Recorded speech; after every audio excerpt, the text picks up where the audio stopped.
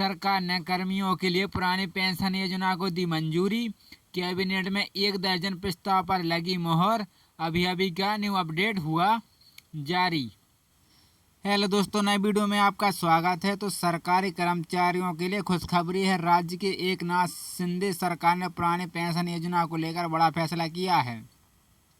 राज्य सरकार ने गुरुवार को कैबिनेट बैठक में ओपीएस के लिए मंजूरी दे दी। इसके तहत अब नवंबर 2005 के बाद सेवा में शामिल होने वाले कर्मियों को पुरानी पेंशन योजना का लाभ मिलेगा। इससे 25,000 से ज़्यादा कर्मचारी लाभान्वित होंगे। 2005 नवंबर के बाद सेवा कर्मचारियों को मिलेगा लाभ।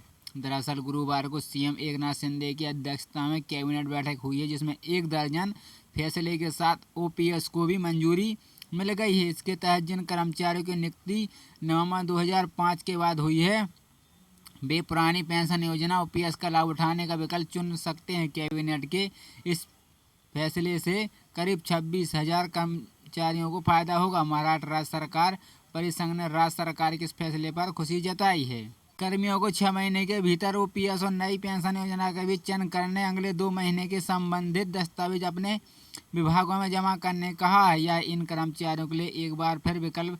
वर्तमान में राज्य में लगभग 9.5 लाख सरकारी कर्मचारी हैं जो नवंबर 2005 से पहले सेवा में शामिल हुए थे और वे पहले से ही ओपीएस का लाभ उठा रहे हैं। लेकिन 2005 के बाद ओपीएस को बंद कर एनपीएस लागू कर दिया था, जिसमें 2005 के बाद वाले कर्मचारियों को लाभ मिलना बंद हो गया था। लेकिन इस फैसले से अब फिर कर्मचारियों को पुराने पेंशन का लाभ मिलेगा। जाने क्या अंतर है ओपीएस और एनपीएस में।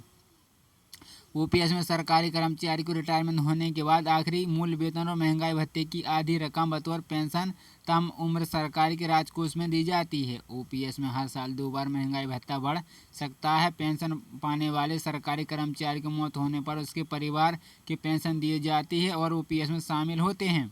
एनपीएस एक कंट्रीब्यूशन स्कीम है, जिसे कर्मचारी को अपने वेतन का 10% हिस्सा देना होता है। सरकारी कर्मचारियों के एनपीएस खाते में 14% भाग डालती है। नई पेंशन योजना के तहत सरकारी कर्मचारी को अपनी पेंशन में मूल वेतन का 10% देना होता है और इससे राज्य सरकार केवल 14% का ही योगदान देती है। पेंशन कमीशन के लागू होने पर पेंशन रिवाइज होने का फायदा भी रिटायरमेंट कर्मचारियों को मिलता है।